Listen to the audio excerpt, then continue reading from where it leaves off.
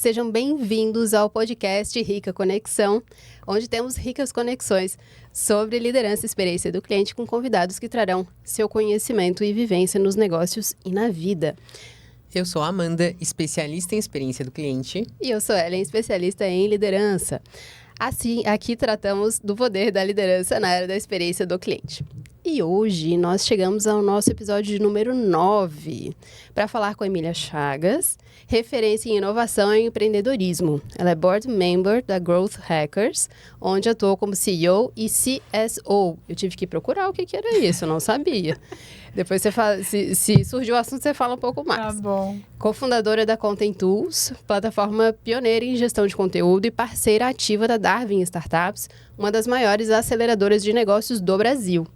Emília lidera o time do Emma Project, que objetiva impactar 5.000 mulheres até 2030 no Brasil, toda a América Latina e África lusófona. Você que está aqui nesse início, aproveita e já se inscreve aqui no nosso canal do YouTube, @RicaConexão. Emília, seja bem-vinda. Obrigada, muito bom estar aqui com vocês, Ellen, Amanda e todos vocês, né? Muito bom. Ei, Emília, vamos começar aí com um tema que você domina super, né? Na sua percepção, quais são esses elementos que são indispensáveis ali para a gente acelerar um negócio? Olha só, já começando, né? Bem legal. Isso é um tema que não tem como desconectar do tema que eu sei que vocês gostam, principalmente a Amanda, que é a experiência do cliente. Então, quando a gente fala de acelerar um negócio, a gente fala necessariamente de um produto ou de um serviço que tem apelo, né, para um público específico. Então, quando a gente olha do ponto de vista assim até teórico para os negócios hoje, né, diferente lá dos planos de negócio que se tinha na época dos nossos pais, dos nossos avós. Gente, eram muitas páginas. Muitas páginas, tudo muito complexo, né? E o tempo do mercado, se a gente for pensar naqueles tempos, comportava, né, um planejamento longo, né, e um pensar, um dedicar-se, debruçar-se durante um tempo, né, que era necessário para produzir aquilo tudo. Hoje em dia, como é que é, gente? Né? Se eu me dedicar por 6 meses para elaborar um plano de negócio, quando eu for a mercado com esse produto, esse serviço, é provável que essas ideias não parem mais de pé, como a gente chama, né? Então, a gente se adaptou aí, né? Uma série de pensadores trouxeram conceitos muito interessantes, né? Atribuem-se a Osterwalder e a outros, a criação do Business Model Canvas, né? Então, quem já fundou uma startup, já passou por experiência numa startup, conhece bem essa paginazinha que é a coisa mais querida nossa, né? Sim. E que tem lá no centro o quê? Qual é o campo central desse resumão do negócio, que é a proposta de valor. Então, a proposta de valor é o que o meu produto, o que o meu serviço leva para o mercado, né? E no canto direito, e o Business Model Canvas a gente lê da direita para a esquerda, né? Então, lá no canto direito, ou seja, no ponto principal, inicial, primeira coisa, segmento de cliente. Então, para quem? Né? Então, quando a gente fala de acelerar negócio, não tem como desvincular a ideia, né? E a primeira fase de todo o negócio, que a gente até apelidou aí PMF, né? Product Market Fit, que é o fit desse produto, dessa ideia, disso que eu quero levar para o mercado, né? Então, ter fit no mercado de um podcast como esse aqui, né? Eu preciso necessariamente estar levando para o mercado algo que esse mercado queira. Né? Então, do contrário, ideia nenhuma para de pé. Então, quando a gente fala de acelerar um negócio, a gente está falando primeiro disso. Primeiro dessas validações iniciais, né? Que garantem que esse produto, esse serviço tem um apelo. E depois, sobre pontos aí um pouco mais, vamos pensar assim, um pouco mais básicos da gestão, que é saber se isso vai parar de pé no sentido até financeiro. Né? Então, legal, pessoas querem, né? Posso fornecer, mas a que preço, né? Esse custo que eu vou ter para elaborar, para colocar isso no mercado, se paga, né? A partir de qual volume? Então, aí vem toda aquela parte de planejamento mais tradicional, né? Dos negócios. Se o negócio é sustentável. Se ele é sustentável ou não é. Exatamente. Resumindo, é isso. Mas quando a gente fala de acelerar o negócio do ponto de vista de aceleradoras de startups, a gente faz um trabalho que ele passa pela capacitação do negócio, que passa por todos esses aspectos que a gente falou agora, mas tem um ponto-chave. Qual é, Emília? Quem são as pessoas por trás Muito desse bom. negócio, né? Então, você já quem são as antecipou que eu ia pessoas empreendedoras? Porque eu preciso ter uma formação também das pessoas empreendedoras, né? Sim. Que vão liderar esse negócio. Então, a gente faz... E na Darwin, né? É difícil falar disso sem falar da Darwin, né? Que foi escolhida 4 vezes a melhor aceleradora do Brasil. Então, a metodologia que a Darwin traz, ela é muito única porque ela realmente é centrada na pessoa empreendedora.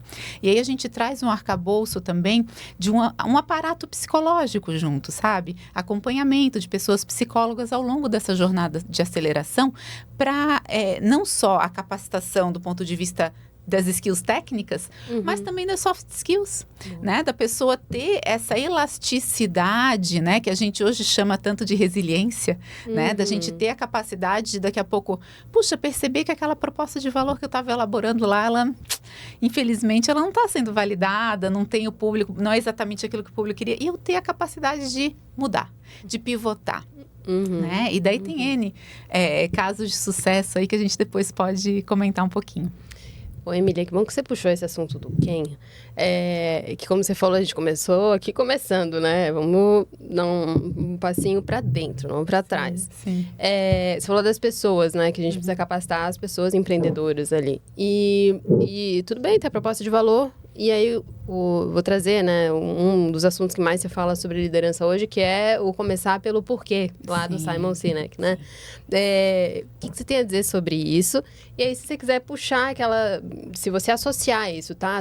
Com a sua experiência pessoal, qual é o seu porquê, quando ele apareceu, quando você começou a sua trajetória empreendedora, como você concilia isso com as outras áreas da vida, que não são outras, tipo, a vida é uma só, enfim. Ai, Fala que pergunta grande. Isso, essa é bem grande. Eu delícia. até disse que dava para trazer, Né? puxar além dessa pergunta e colocar mesmo, ir a fundo aí nas suas empresas. Quais são as empresas, quais são as entregas, qual que é a ideia, né? Qual que é esse teu produto e como é que você foi traçando aí essa trajetória.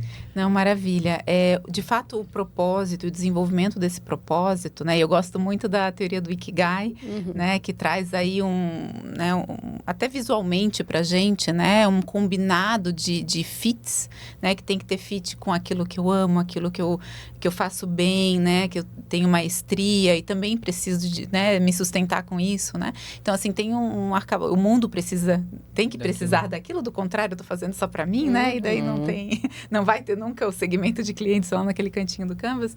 Então, o encontrar do propósito, ele é um combinado entre o propósito do negócio, mas o meu propósito pessoal, como a Ellen traz, né? Então, isso tem que ter um fit. Eu tenho que entender muito claramente o quanto aquele negócio impulsiona o meu propósito pessoal, né? E quando eu tenho esse tipo de fit, né, é quando eu consigo de fato trazer essa energia para dentro do negócio e fazer ele acontecer, né? E quando a gente fala de startups, a gente nunca fala da experiência de né? Diferente, às vezes, de um profissional autônomo, uma consultoria, talvez, enfim, que eu tenho ali um eu presa. Se eu estou falando de uma startup, eu tenho um time. Sim. Então, eu tenho um grupo de pessoas cujos propósitos pessoais precisam estar conectados com um propósito maior, que é o daquele negócio existir, daquele produto ou daquele serviço existir, né? E à medida em que esse produto, esse serviço vai crescendo, eu tenho não só o time fundador, como eu tenho as minhas contratações, as pessoas que vão compor esse time, que igualmente... No processo seletivo, fundamental a gente ter esse tipo de identificação, né? Então, qual é o propósito da pessoa, em que ponto ela está na jornada dela e o quanto se envolver naquela jornada coletiva daquele negócio vai impulsioná-la, né? Então, e tudo bem também, às vezes a gente vê que é um impulsionar que tem começo, meio e fim. E é isso aí, né? Desde que seja realmente produtivo naquele período de tempo em que estiver acontecendo. Então, a minha visão sobre propósito é que, de fato, é o coração, né? Legal. De todo o negócio. E não precisa ser só percebido, identificado, mas comunicado. Ah, pois né? Muita diferença. Porque naquele coletivo que você falou, é quando a gente... Diz que a gente só se conhece mesmo quando a gente encontra o outro, né? Porque ele é um veículo de a gente... reolhar, ou enfim, continuamente voltar pra gente e ver assim, cara, mas será que eu conseguir expressar, por exemplo, o propósito, aquilo que me move como líder, aquilo que eu enxergo para a empresa, compartilhar a visão. Sim. Como é isso, Luna? Então, aí a gente já está falando de visão, né? Eu já não estou falando só do porquê, eu estou falando do aonde queremos chegar, né? E às vezes até da missão, como que a gente vai fazer isso, né? Então, esse identificar, ele é o primeiro passo de todo o negócio, né? Então, a gente incentiva muito que as pessoas empreendedoras que ainda não fizeram esse trabalho dentro de casa, né? Ao chegar numa aceleração, que elas façam esse trabalho de autodesenvolvimento. E aí o autodesenvolvimento ele é muito interessante porque ele é considerado, né, a habilidade número 1 quando a gente fala de liderança que de fato motiva as pessoas e que puxa as pessoas. Então tem uma série de características que nós identificamos como sendo características esperadas de um líder, né? E aí a gente pode pensar uma pessoa tecnicamente muito capaz, uma pessoa, né, que tem uma visão estratégica, né? Tem uma série de características que a gente muitas vezes vê e propaga. E, gente, de acordo com a Harvard Business School, o autodesenvolvimento, a capacidade de se autodesenvolver é a característica número 1. Então, antes de perceber em você, fundador, fundadora da startup, se eu quero me unir a você nesse propósito, eu já estou percebendo, por mais que intuitivamente, se você é uma pessoa que está sempre o quê? Evoluindo, melhorando, se desenvolvendo, né? Porque se não for, muito dificilmente eu vou me inspirar, né? A estar nesse time. E se eu me inspirar, vai ser aquele que a gente chama fogo de palha, né? Vai rapidamente, né? Esse fogo, ele rapidamente ele apaga. Por quê? Porque eu não tenho essa coesão, né? E não tenho esse olhar. E aí, falando de visão, né? Também trazendo aí as características né? As possibilidades que a gente tem enquanto líder, né? De atuação. A liderança visionária, ela é com certeza uma das que mais contribui, né? Para a cultura. Daí a gente já falando de time, já até ampliando aqui um pouquinho o assunto, né? Sim. Então, tem N formas de liderar. Eu não acredito que a gente tenha uma, né? Sim. A gente usa de várias. Estilo? Não, são vários estilos, né? E aí é Daniel Goleman, né? Então, assim, a gente tem desde um estilo visionário, que ele, no caso das startups, eu diria assim, que é o estilo número 1. Que é mais usado e precisa ser, porque eu tenho um negócio que ele ainda vai ser, né? Exato. Ele é uma promessa, né? Então, eu vou inspirar as pessoas. Se você não acreditar, não vai, né? E eu preciso não só eu acreditar, mas eu comunicar esse acreditar para que outros acreditem comigo, né? E aí eu tenho que ter uma visão muito clara, porque as pessoas têm que saber muito bem aonde chegar. Porque muito dificilmente, dentro de uma startup também, eu tenho todo o meu modelo de gestão muito bem mapeado e muito bem azeitado. Os processos ainda estão sendo descobertos. Então, eu tenho o quê? Muita liberdade, né? Eu tenho muita liberdade de atuação. Mas se eu não tenho uma visão clara, o que acontece com essa liberdade de atuação, né? Acontece de cada um fazer do seu jeito a sua coisa e a gente não vai chegar a lugar nenhum, né? São aqueles vetores que eles não se somam, né? Um soma, outro diminui. Fica né? parado, né? Ou fica parado, fica estagnado, né? Então, esse estilo visionário, ele é muito utilizado, mas tem outros, né? Tem o estilo mais treinador, vamos chamar assim, aquela pessoa que tem o perfil mesmo de, né? Ou esse estilo em que eu também elaboro características em mim para treinar pessoas, para desenvolver pessoas, né? E, enfim, tem muitos outros que depois a gente pode explorar mais. Show. E com relação à confiança, vou trazer um outro elemento que eu acho que nem estava previsto aqui no nosso papo, mas a gente tem percebido que, especialmente quando empresas que a gente acompanha mais são menores, são pequenas, elas têm um primeiro passo muito grande que é conseguir os primeiros funcionários, ou numa startup talvez conseguir investimento, né? Sai da pessoa que teve a ideia para criar uma estrutura e abrir. E a confiança, e o salto de confiança, ou sei lá, até o salto de fé, que o líder precisa dar para trazer pessoas e para junto embarcar no bar, né, junto com ele, acaba sendo um nozinho para muitas pessoas, né, do confiar e baseado na confiança conseguir delegar. Sim. O que você já viu e que você pode trazer para nós sobre isso? Olha, que interessante esse ponto da confiança, porque essa confiança ela vai precisar se embasar no concreto. né?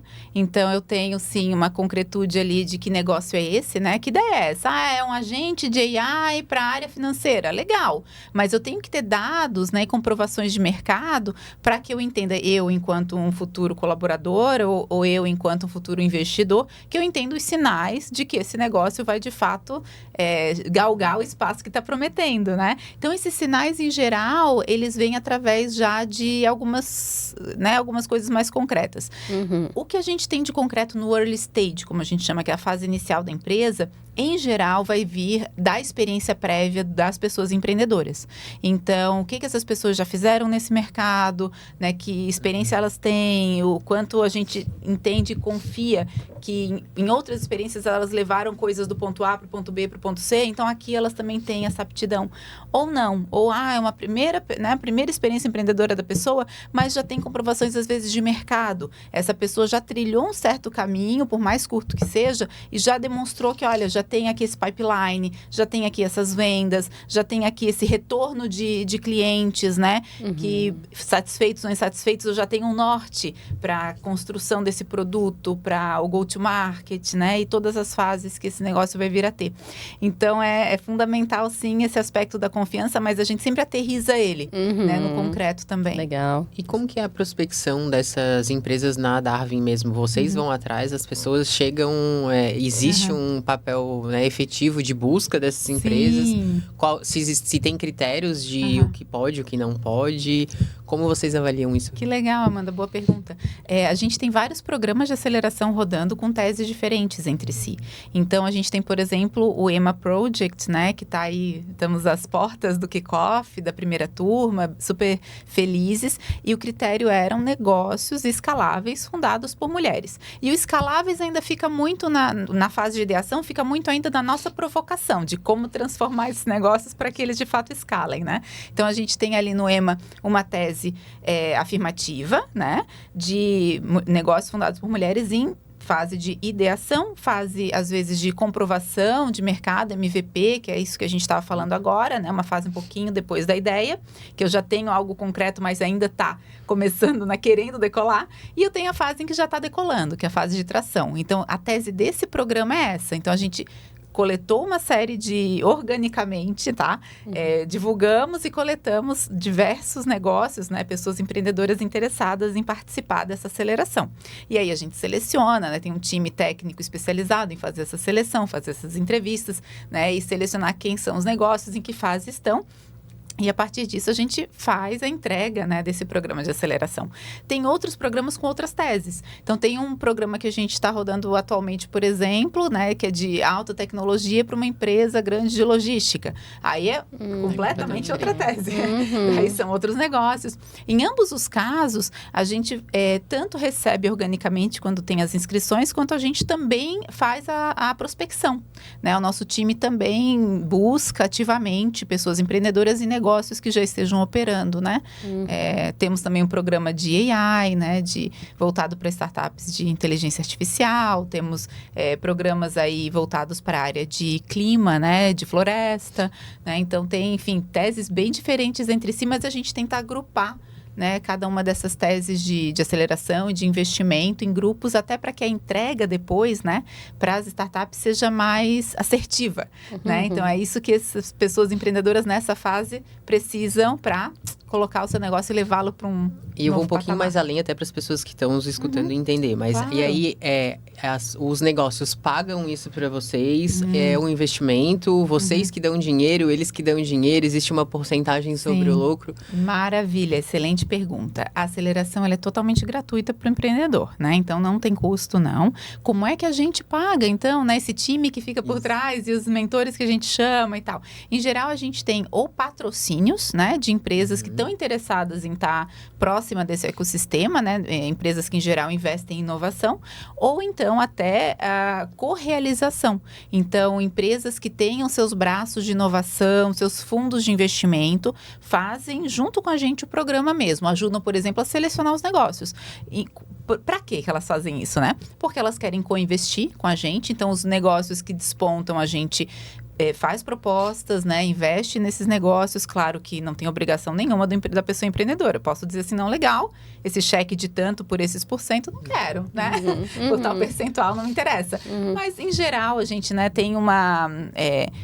a gente tem um olhar, como eu falei, muito centrado na pessoa empreendedora. Então, a gente quer o sucesso desse negócio. O investidor, em fase inicial, ele não tem um apetite de ownership muito, vamos chamar assim, né?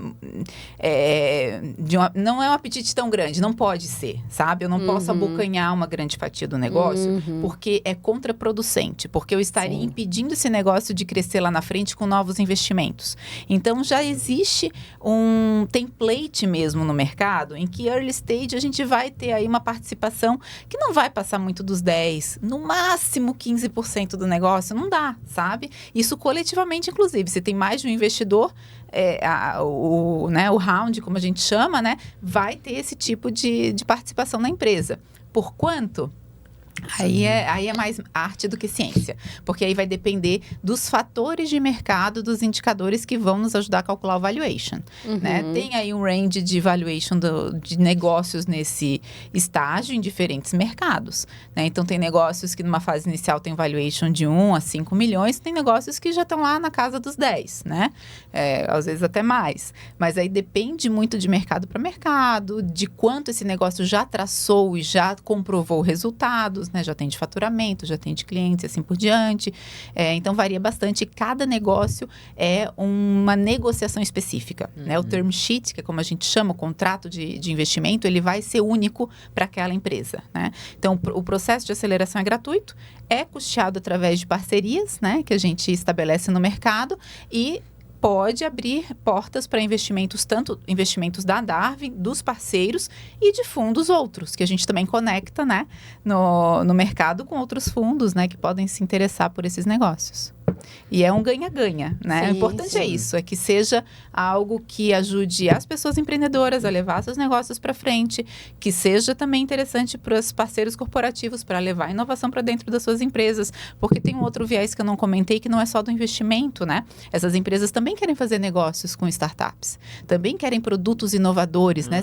Como fornecedores. Resolver os seus problemas com a ajuda de Exatamente. E, quiçá, pode surgir M&As, como já surgiu no passado. A gente tem um histórico bem interessante de saídas, né, de M&As, de compras de startups por grandes empresas, que querem entrar em novas áreas, novos mercados, e tem um caminho curto aí através da compra de startups.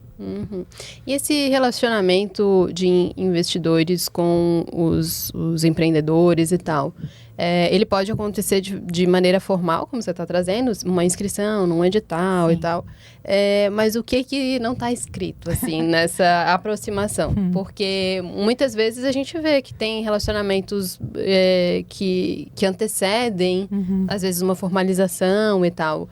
Que fóruns são esses? São em eventos? São famoso, né? Um indica o outro que sabe que está começando. Como que é, assim? Um indica o outro.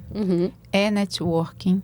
E é um mercado que a gente sabe que ele não é tão aberto a todos nós. O EMA Darwin, né? O projeto EMA vem muito nesse viés. De nós, por exemplo, aqui não temos terceiro tempo na vida, né? A gente tem 2 tempos e o terceiro tempo que às vezes, né, os nossos companheiros do outro gênero têm, e é o pôquer, e é o futebol, e é o que quer que seja que eu escolha, eles têm esse tempo, eles têm as redes que eles criam aí, né? O tênis, ou o que quer que seja, né? Eles criam essas redes e um apresenta o outro, né? E é muito bacana que isso aconteça, né? Muito importante também, porque esse conhecimento prévio da pessoa vai encurtar o caminho da negociação também. Só que as mulheres empreendedoras, e nós, que temos, né, entrada aí num percentual muito baixo do venture capital no Brasil e no mundo, né? Como é que a gente acessa essas redes, né? Então, a nossa intenção aqui com o EMA é encurtar caminhos. Então, vamos nós montar essa rede, montar essa comunidade. A gente que está no meio acha que tem redes demais, né? Meu Deus, todo mundo está falando de empreendedorismo feminino, não sei o quê. Mas o todo é muito, gente, pequeno perto da parcela inteira do mercado. Não é ter um grupo de WhatsApp, infelizmente. Não é. Isso. É ter para quem ligar. É ter para quem ligar às 8 da noite quando o cliente deu churn. Você tem? Entendeu? Você tem alguém que vai te elevar naquele momento? Talvez, às vezes, um dos 2 clientes que a empresa tem, né? Tipo, cara, a minha empresa tem 100% de receita, 50% é dessa alguém pessoa. Que vai te orientar e vai dizer assim, escuta, né? Vamos melhorar a campanha de marketing, vamos pulverizar essa base, vamos, né? Então, assim, tem que ter para quem ligar. A gente tem que criar essa base forte, né? De contatos. Às vezes, na vida pessoal a gente tem, mas nos negócios a gente, né? Tudo tão corrido, né? Tudo tão... Sim. Então, assim, a nossa expectativa não é criar, assim, esse networking, essa rede forte, né? E ter para quem ligar para me indicar, vem cá, tô com um round aberto aqui de investimento na minha empresa, né? Quem são os fundos que eu deveria estar olhando, né? Isso é um papo muito reto que a gente ouve entre os empreendedores, nem sempre entre as empreendedoras. Não, e aí quando tem alguns, e fica só naquele mais ou menos, né? A gente quer ir mais profundo e acaba não conseguindo, como falou, não é só no grupo de WhatsApp, acaba não tendo esse tipo de profundidade para avançar mesmo, né? No que a gente, nos propósitos aí, negócios femininos. E tem, a pergunta da Ellen foi perfeita, né? Porque assim, e aí, o que não tá escrito, né? É isso, não tá escrito, né? Esses entremeios. E aí fica difícil da gente ver quando a gente não chegou ainda nesse meio. E aí, né? Você tá olhando por uma fresta, né? E assim, parece que esse pessoal é legal. Parece que meu negócio tem um espaço ali, pode contribuir e tal. Mas eu abro a janela, eu dou um oi, eu tento bater na porta e ver se abre pra mim, mas isso não acontece. É a coisa mais doida, assim. Eu passei por esse processo de levantar capital no Vale do Silício, né? Então, além de, né, ter toda a questão de ser imigrante, né? Não era local, não tinha formado a minha rede lá, né? Tava ainda com uma rede de informação. Então, de fato, você vai em uma pessoa que te abre uma porta, que te abre outra porta. Não tem shortcut nesse sentido, sabe? Não tem, assim, um caminho curto.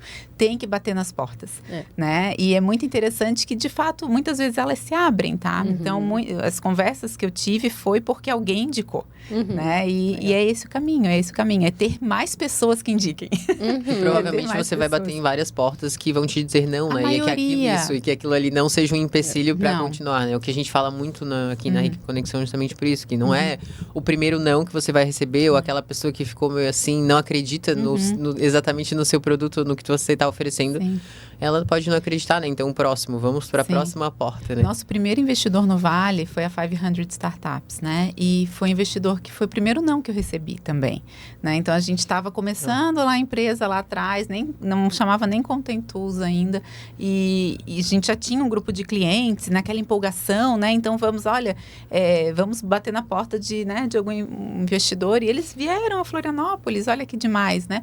E eu fiz o pitch para uma das partners lá, e não estava no tempo, não tinha atração, né, esperada e tal, e eu, beleza, sem problema algum, continuamos crescendo, né, continuamos crescendo com recursos de clientes mesmo, né, no suor e na garra, e ao final de um ano, novamente aplicamos já com outra visão. Completamente diferente. Por quê? Porque os clientes nos ensinam, né? Os clientes nos dão caminho. Então, aquilo que eu tinha na minha cabeça e com meia dúzia de clientes, eu ainda estava um pouco perdida. Quando já não tinha mais só meia dúzia, já tinha 60, já tinha 100, já tinha... Opa, agora eu sei o caminho, né? E é esse o momento, às vezes, que é sempre o melhor momento. A gente, às vezes, acha que precisa de investimento quando as coisas não estão indo muito bem. Daí acha que dinheiro vai resolver. E não é essa a verdade, né? Quando as coisas não estão indo muito bem, eu tenho que voltar para o básico, para as raízes. Eu tenho que voltar para a folhinha e entrevistar cliente e melhorar meu produto, né? E eu tenho que ir atrás de investimento quando as coisas estão indo certo, mas poderiam ir ainda melhor, né? Poderia ir ainda mais rápido. Que é a aceleração mesmo, né? Que é a aceleração. Bom, a gente já comprovou, digamos assim, já juntou um pedaço no outro e viu que por aqui dá jogo. Tem sinais aqui, exato. E com essa questão com isso que você falou de aprender com o cliente, né? O que você já viu que deu errado? Por exemplo, uma empresa que não fez isso. Como foi? Ou qual foi a gente gosta de falar isso hoje em dia, virada de chave. Não tem. Mas assim, alguma empresa que você tenha acompanhado, ou talvez foi uma experiência sua de, a gente não ouviu o cliente. E a partir disso a gente talvez aprendeu, ou assim, perdeu o cliente, ou chegou a um ponto de não ter mais clientes. E aí precisou voltar para o básico, assim, se você tem, né, essa história para compartilhar com a gente, algum momento de não de crise exatamente, mas de drama mesmo, assim. Tipo, e aí? Temos que... Tipo, a gente não olhou para o cliente quando devia e agora temos que correr atrás do prejuízo. Isso, achamos que estávamos entregando e não era bem isso. Tem muitas histórias interessantes assim, muitos pivôs, né? A gente ouve das pessoas empreendedoras lá na Darwin, histórias até de sucesso, mas de virada total do negócio, né? Eu gosto de falar das minhas histórias porque as histórias dos outros são dos outros para contar, né? Ainda mais verdade. Quando se fala de... Quando a história é boa, a gente compartilha, né? Mas essas histórias de insucesso, eu acho que no meu caso... É sempre quando a gente tem muita certeza. Isso acontece o tempo todo, tá? No mercado que eu venho, que é o mercado de software, a gente o tempo todo acha que tem muitos dados já e que, vamos fazer mais essa feature porque a gente acredita que é por aqui. É batata. Feature que você não entrevistou o cliente antes, que não veio de demanda de cliente, que você não fez a pesquisa de mercado, ela vai empoeirar. É dinheiro jogado no lixo. Ela vai ficar lá, ninguém vai usar e você gastou uma grana com o desenvolvedor. O bolso dói demais, o bolso dói, o seu tempo, né? Você se sente até... dói até no ego.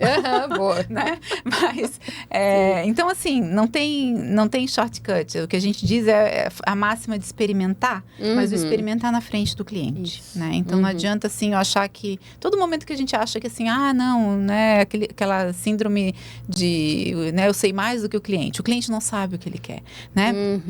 Esse tipo de discurso vai em algum momento dar com os burros na água, né? Vai capotar, porque infelizmente não é assim que funciona, né? E a gente está vivendo um momento de mercado que ele é muito complicadinho por isso, porque para eu levar um produto na frente do cliente, a gente está em determinado estágio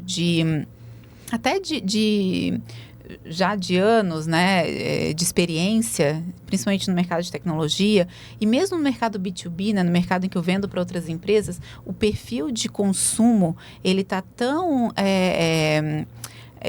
como é que eu vou dizer? Ele tá tão refinado, né?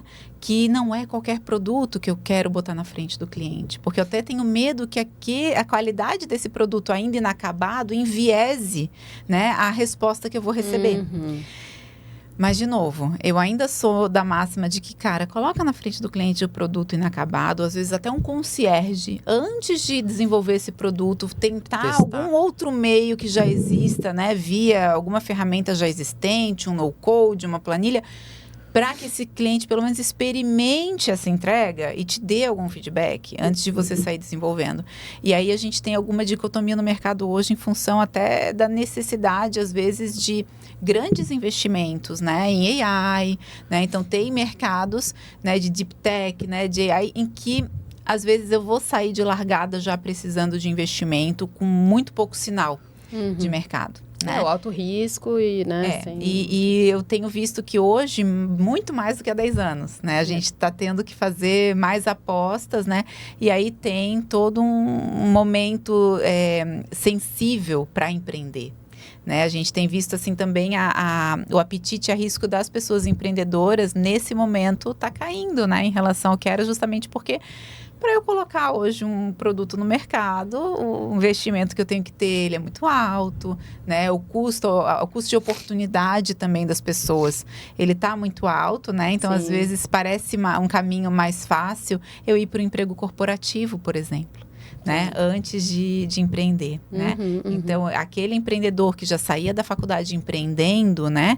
Como a gente tinha, esse volume, ele não está mais tão, né?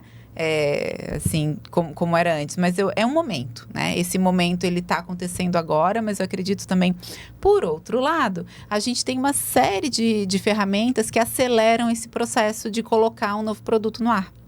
O próprio AI, né? Então, eu já tenho uma série de ferramentas em que eu consigo elaborar rapidamente um chatbot, né? Um agente de AI e tal, e já consigo sair testando novas ideias, né? Então, por um lado, tá difícil começar algo do zero, tá caro, mas por outro lado, eu tenho uma série de ferramentas que, se eu for criativo, eu tiro uma ideia do papel rapidamente, né? Então, acho que o incentivo para quem tem essa vontade de empreender, para a pessoa que se enxerga uma pessoa empreendedora, né? É que, de fato, vá pelo caminho de encurtar primeiro, né? E uma vez comprovado, uma vez tendo já alguma atração, alguns sinais de mercado com clientes rodando, aí eu vou investir, né? Aí eu vou colocar, de fato, todos os mais ovos nessa cesta, né? Então... E falando de cliente, né? Você estava falando de cliente. Você considera que a experiência do cliente, ela é um diferencial? Ou é o básico?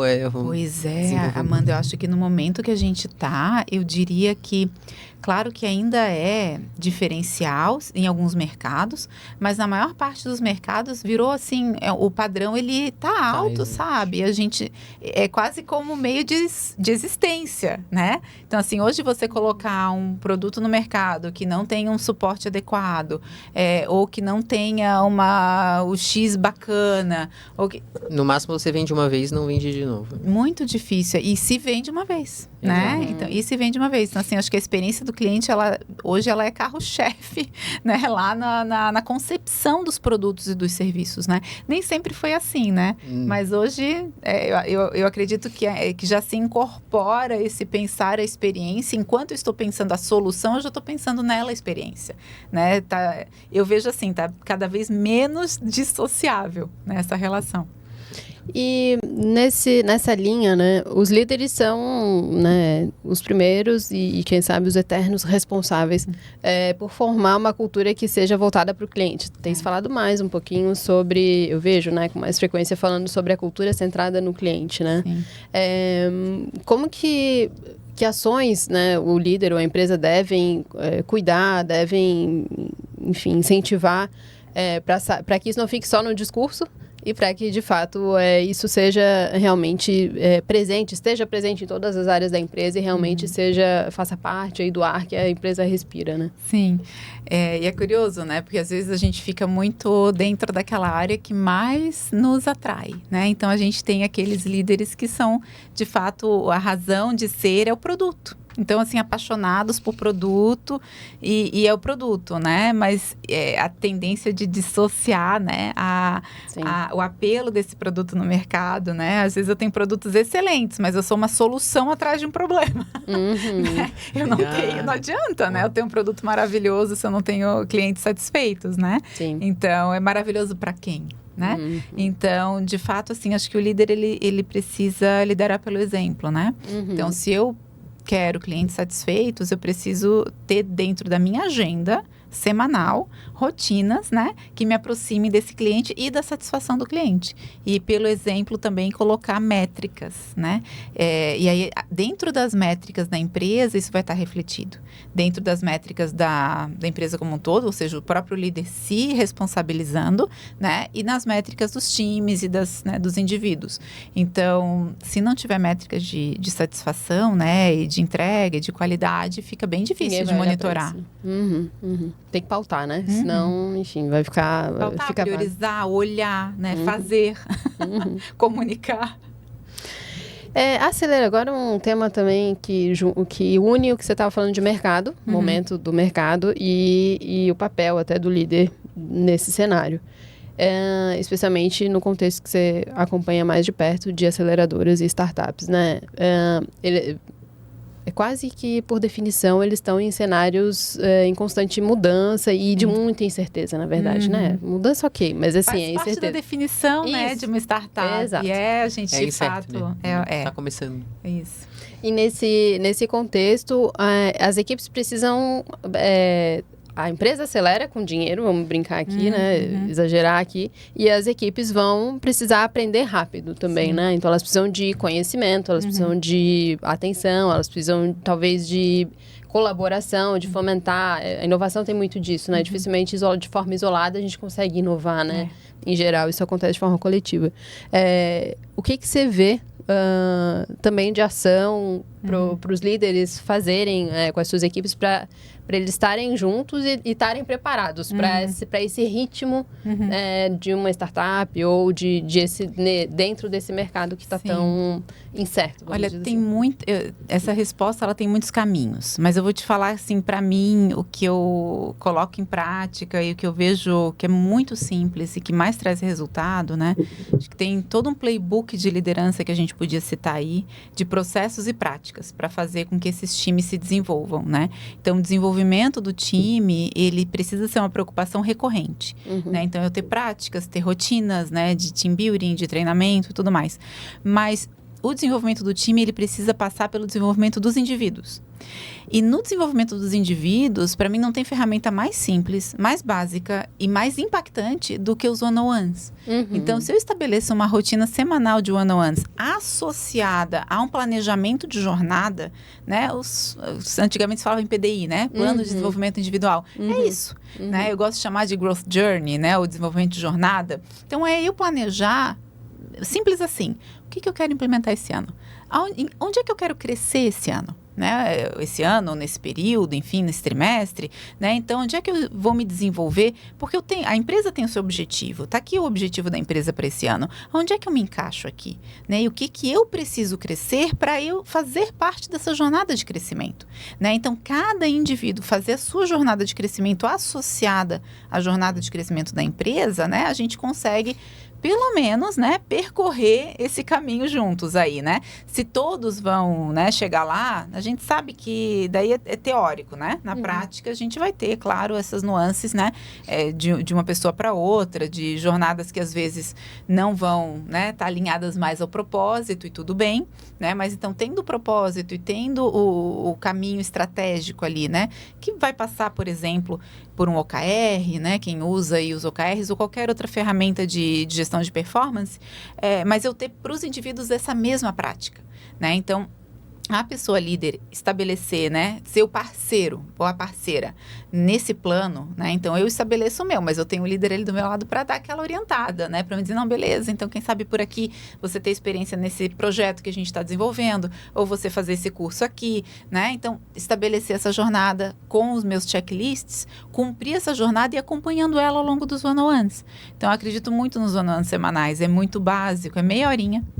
Só isso. Você com a pessoa, olhar para um plano, entender essa pessoa também, sabe? Eu imaginei o cenário perfeito nessa tua descrição aí. Eu falei assim, gente, que coisa mais linda, que sonho, né? Que sonho, que pena que 90% das empresas que eu conheço não fazem isso. Mas né? E parece fácil, né, gente? Tipo assim, meia horinha por semana, né? De preferência presencialmente, que nem a gente tá aqui, seria ótimo, né? Eu tenho um time distribuído, eu tenho pessoas em outros países, pessoas em outros estados, então eu não consigo fazer presencial com todo mundo, né? Eu consigo fazer online, mas isso eu tô online, uma videoconferência, vamos abrir a câmera, né? Vamos se ver, porque às vezes no que não está sendo dito a gente também aprende muito, né? Sim. Então, meia horinha, essa pauta e a recorrência, toda semana. Eu fiz um estudo um tempo atrás com as pessoas, que eu fiz todo um trabalho, um estudo de desenvolvimento de lideranças, né? Na Growth Hackers. Na verdade, na época na Content Tools, depois eu levei para Growth. E eu comparei líderes que faziam esses acompanhamentos semanais e líderes que faziam esses acompanhamentos a cada 15 dias. Que eu tinha líderes que gostavam de fazer, né? Tinha que fazer, comigo tinha que fazer, assim, né? Boa. Não, tem que fazer. Muito bom. Não, mas eu prefiro fazer a cada 15 dias, ok, faço a cada 15 dias, mas eu fui comparar depois, a gente tinha um relatório de feedback das pessoas, né? E os líderes que faziam one-on-ones semanais, sempre com desempenho superior aos que faziam a cada 15 dias. Parece que não dá tempo, né, da pessoa cair. Eu vejo, vejo os 15 dias, tu acha? Você perde muita isso? informação. Talvez, eu vou dizer assim, numa corporação, será? Não sei, pode ser. Numa startup, gente, 15 dias é muito tempo. Acontece muita coisa, sabe? Então, assim, semanalmente, né? É bom demais. E aí, a pessoa já viraram pra mim assim, tá, Emília, mas eu tenho 10, 12 pessoas no meu time. Aí, eu vou passar metade da minha semana. Eu disse, não, meu amigo, você tem que reestruturar seu time.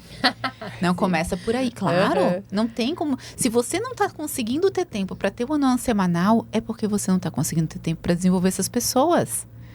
Pra que ter 12 pessoas num time se você não vai desenvolver as 12 pessoas, né? Então assim, você o operacional, enfim. Isso. Não é? Então, assim, tá rodando a roda, tá girando ali e as coisas não estão evoluindo, né? Então, eu preciso repensar.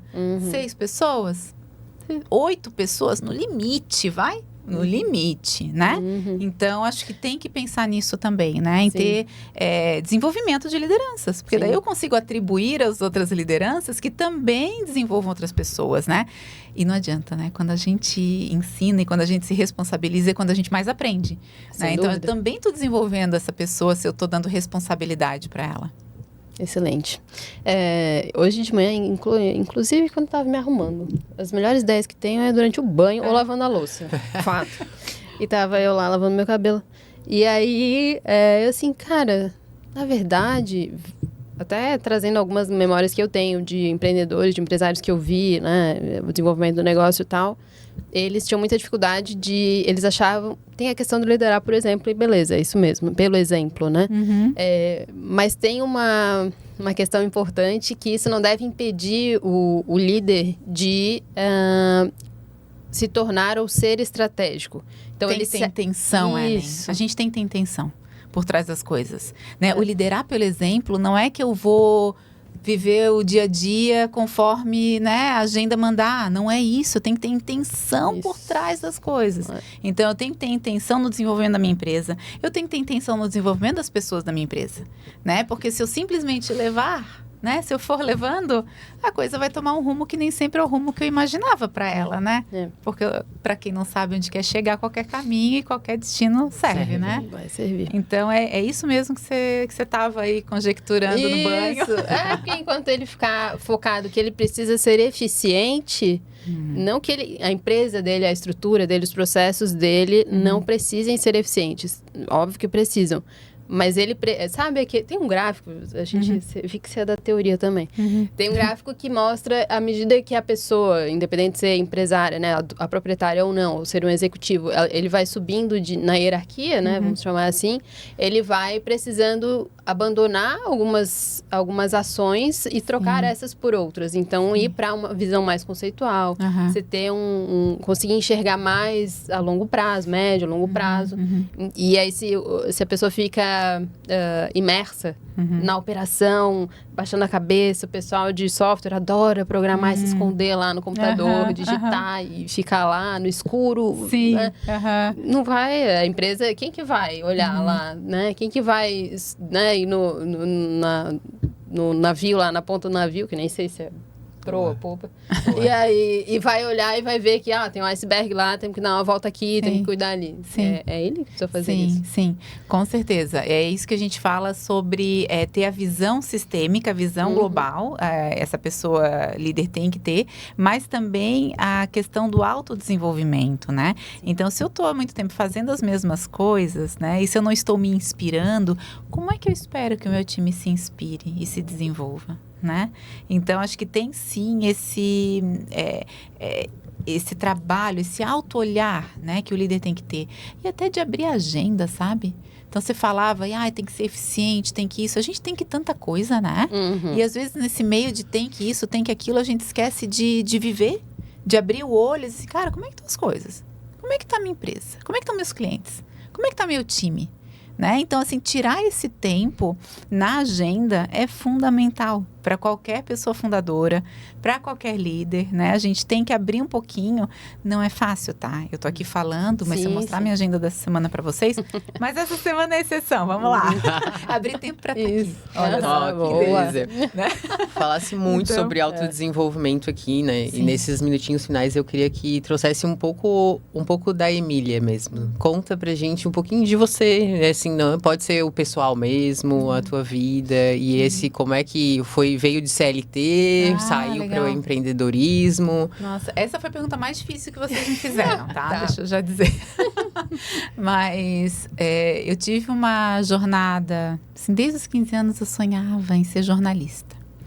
Então, assim, não sei de onde vem aquelas coisas, assim, né, que despertam na gente. É muito a contragosto também do meu pai, por exemplo. Nunca tive não é uma coisa que veio de família, coisa assim, não. Mas eu sonhava e achava fantástico poder viver a vida aprendendo e transmitindo aquilo, né? Transmitindo esses aprendizados, essas descobertas, né? Para as outras pessoas. E persegui esse caminho. Comecei a trabalhar nessa época numa assessoria de imprensa, depois fiz a faculdade, me formei, trabalhei em redação, trabalhei em publicações e fui coautora de livros também, né? No mercado editorial, na TV, em uma série de experiências aí de editorial, assim, né? De reportagem, enfim, fiz muita coisa. E nesse meio tempo, surgiu muito para mim oportunidades de gestão de conteúdo online. Tava começando a pipocar, né? Eu sou da época que site, gente, era o cartão de visita, sabe? Somos também, eu acho. Nós Então, aqui assim, também somos desses. Os sites surgiram assim, né? A internet surgiu assim. Eu tenho um endereço, eu tenho um cartão de visita, uma coisa meio estática. E aí começou a ter uma transformação em que nós começamos a usar a internet não só como algo secundário, mas como algo primário nas nossas vidas, né? E aí a necessidade de conteúdo começou a surgir. E quem foram as pessoas que proveram esse conteúdo lá atrás, né? Os jornalistas, as pessoas que tinham essa aptidão, né? Então surgiu muito para mim necessidade de produção e gestão desses conteúdos online. Comecei prestando esse serviço, né, para algumas empresas pequenas, empresas bem grandes, também grandes corporações. E nesse entremeio, né, tendo trabalhado em redação, eu vi assim, gente, espera aí, que confusão, como é difícil produzir um conteúdo de ponta a ponta quando eu tenho tantos atores envolvidos, né? Na redação, o conteúdo é o produto final, então o processo ele é caótico, ele não é simples, mas ele é fluido. Porque tem um momento ali do dia que você vai publicar e não tem essa, né? Vai pro ar ou não vai pro ar e vai ficar na gaveta e nunca mais vai ser visto, né? Então, existe esse processo ali, né? Estabelecido e tem ferramentas para isso e tudo mais. Quando eu saio da redação e vou para as empresas, não tenho, sabe? É e-mail, Word vem para cá e aí eu tenho outra versão que veio de outra área e as coisas não se conversam. Uma dor de cabeça. Eu disse, não é possível. Tem que ter a frase que todo empreendedor diz, né? Tem que ter um jeito mais fácil de fazer isso. E aí eu procurei um grupo de empreendedores aqui de Floripa, que já estavam tirando várias ideias do papel, muito legais. Disse, olha, gente, por que vocês não fazem algo assim, né? Eu me imaginando como cliente. Né? Assim, então, né, vou ter um produto que eu quero, né? E a resposta deles para mim foi ótima. Assim, não, ótimo, mas você entende desse mercado, por que você não faz isso? Se é tão bom, por que você não faz, né? Ele falou isso esses dias. Caramba, então tá, vou ver se eu tenho, né? Eu nunca me imaginei empreendedora, né? Eu era jornalista. Mas, ao mesmo tempo, as áreas do jornalismo que eu sempre me identifiquei eram as áreas de negócio, né? Eu curtia muito a área de tecnologia, de desenvolvimento tecnológico, cobria muito essa área. Então, fui me aproximando também desse ecossistema dessa maneira. E quando veio a ideia, então, de tirar, né, um produto, um produto de gestão de conteúdo, né, um software do papel, me associei a pessoas que já tinham uma jornada, que já tinham feito isso antes, né? Então, conquistei esses mentores primeiro, né? Um deles depois veio full time, né, para o negócio, e fui validar, fui ver assim, peraí, será que esse é um problema só meu? Né? Quem mais? E foi muito interessante esse processo, porque eu precisei usar as minhas skills de jornalista, né? Fui entrevistar. Pois é. Então, fui fazendo entrevistas. Nessas entrevistas surgiam não só comprovações, como surgiam, às vezes, vendas, né? Então, você faz isso? Não, então, eu preciso disso. Então, quanto que eu quero, né? Eu quero pagar tanto por isso. Peraí, então, realmente está comprovado que precisa de um produto assim. E foi nesse processo, a gente foi tirando essa ideia do papel, né, lá atrás. Aí participei do Startup Brasil, aí fomos para o Vale do Silício, daí, né, conquistamos aí o apoio da 500 Startups e de vários outros investidores depois. Começasse assim com uma startup mesmo, foi assim, foi a partir da dor que eu senti, né, mas não precisa necessariamente ser assim, né, eu convivo com vários empreendedores que observaram as dores alheias, né, ou dores de mercados em que eles eram muito interessados, né, então eu passei pelo problema que depois esse produto resolveu. Me dava uma satisfação imensa, assim, né? Ver, assim, os gestores de conteúdo do mundo inteiro, né? A gente tinha milhares de gestores de conteúdo usando o software, dizendo, cara, isso me poupa muitas horas do meu dia. Né? Era isso que eu queria, sabe? Era isso que eu buscava para mim também, né? Muito legal. Mas a gente também vê esse empreender por oportunidade mesmo, né?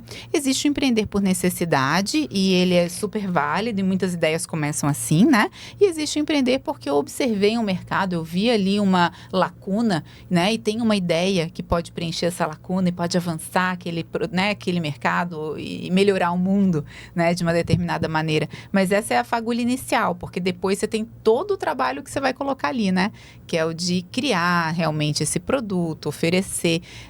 a ideia inicial que eu tinha e o produto em si que depois foi lançado, e quando eu o vi completo depois, né, de algum tempo, porque o produto que depois foi para o mercado de uma forma inicial nos primeiros meses não era completo como eu queria. Não dava para ser.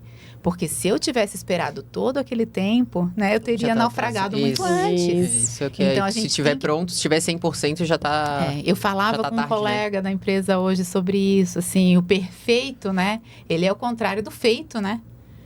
Exato. Né? Se eu ficar esperando pelo perfeito, eu não vou fazer, né? Então, a gente tem que botar a cara mesmo, né? E é muito contraprodutivo, assim, principalmente para nós, né? Que a gente quer tantas coisas tão certinhas sempre, né? Sim, não, tem que botar a cara e tem que fazer, mesmo que não esteja 100% do jeito que a gente sonhava, porque esse momento vai chegar. E quando chegou, eu olhava para trás e dizia, nossa, quanto eu aprendi com o cliente. É um produto muito melhor do que aquele do início, daquele do sonho, né? Então, isso é muito legal. E aí vem a cocriação que o pessoal fala também hoje em dia bastante, né? Tipo, cara, por que você acha que você sabe mais que o seu cliente, né? Que é o que a Emília falou antes, que eu achei... Sim. A gente repete isso pro pessoal que a gente conversa sobre o nosso tema aqui. E eles não conversam com o cliente, assim, não atende, às vezes tem reclamação e passa batido. Gente, reclamação ninguém... é ouro, né? Sim. Eu digo assim, reclamação, o cliente está reclamando, primeiro ele está usando, ele está investido o suficiente para querer que aquilo mude. Isso. Que isso é ouro, Tá né? te Isso é dando a oportunidade para melhorar aquilo que ele não gostou, né? Aproveita o máximo. E hoje, se quiser, se alguém, né, que está nos ouvindo aí quiser achar a Emília, onde é que acha? Onde que procura? Gente, até como é que vocês me acharam, né? Que eu ando me escondendo. Pois é. Quero comprar da Emília, onde é que é? Fazer que nem a Ellen fez. Aí no LinkedIn, porque, sinceramente, assim, eu tenho o Instagram, tô usando cada vez menos. Mas o LinkedIn eu ainda sou bastante ativa por lá, porque a gente divulga os programas de aceleração da Darwin por lá, né? Tem os nossos contatos por lá. Então, LinkedIn, Emília Chagas, né? E dá um alôzinho que eu sempre respondo. Excelente. Agora eu quero fazer um convite, agradecer novamente por estar aqui conosco. Foi uma conversa maravilhosa. Assim, eu acho que não tem recorte dessa vez, né? Vai ter que assistir do começo ao fim. Tô vários milhões de ideias aqui e para colocar em prática e aplicar nesse podcast. Achei maravilhoso, sensacional. Não lhe conhecia, né? Veio aqui da indicação de minha amiga por anos e sócia agora. E vamos encerrar, já estamos no finalzinho aí. Convidando para seguir o Instagram da Rica Conexão, o nosso Spotify, e a Ellen pode fazer o nosso fechamento. Muito bem. Ideias inspiram, mas só a ação que vai transformar a sua realidade. O que você vai aplicar a partir de hoje, a partir do que a Emília trouxe para nós aqui? Conta nos comentários o que você aplicou, o que você está a fim de aplicar e qual foi o resultado. A gente espera, hein?